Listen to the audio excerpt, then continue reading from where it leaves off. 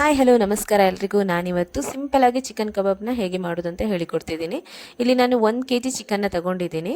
ಇದಕ್ಕೆ ನಾನು 2 ಸ್ಪೂನಷ್ಟು ಶುಂಠಿ ಬೆಳ್ಳುಳ್ಳಿ ಪೇಸ್ಟ್ನ ಹಾಕೊಂಡಿದ್ದೀನಿ. ಇದನ್ನು ನಾನು ಮನೆಯಲ್ಲೇ ಮಾಡ್ಕೊಂಡಿದ್ದೀನಿ.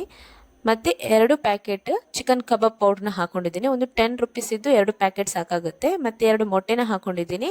ಮತ್ತು ಒಂದು ಲಿಂಬೆನ ಹಿಂಡ್ಕೊಂಡು ಹಾಕೊಂಡಿದ್ದೀನಿ. ಇಲ್ಲಿ ನಾನು ಎಲ್ಲಿಯೂ ಖಾರ ಮತ್ತು ಉಪ್ಪನ್ನು ಸೇರಿಸಿಲ್ಲ, ಯಾಕಂದರೆ ಕಬಾಬ್ ಪೌಡ್ರಲ್ಲೇ ಎಲ್ಲ ಇದೆ. ಇದನ್ನು ಚೆನ್ನಾಗಿ ಮಿಕ್ಸ್ ಮಾಡಿಕೊಂಡು ಇದಕ್ಕೆ ನಾನು 2 ಸ್ಪೂನಷ್ಟು ಕಾರ್ನ್ಫ್ಲವರ್ನ ಹಾಕ್ಕೊಳ್ತಿದ್ದೀನಿ. ಇದು ಹಾಕೊಳ್ಳೋದ್ರಿಂದ ಕ್ರಿಸ್ಪಿಯಾಗಿ ಬರುತ್ತೆ ಚಿಕನ್ ಕಬಾಬ್.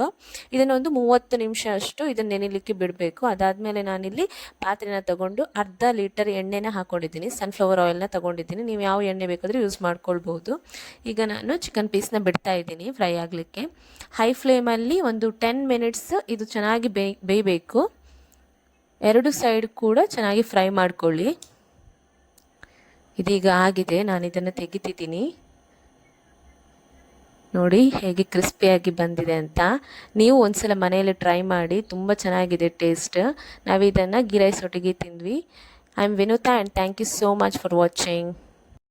ವಿಡಿಯೋ ಇಷ್ಟ ಆಗಿದ್ದರೆ ಲೈಕ್ ಮಾಡಿ, ಸಬ್ಸ್ಕ್ರೈಬ್ ಮಾಡಿ. Thank you.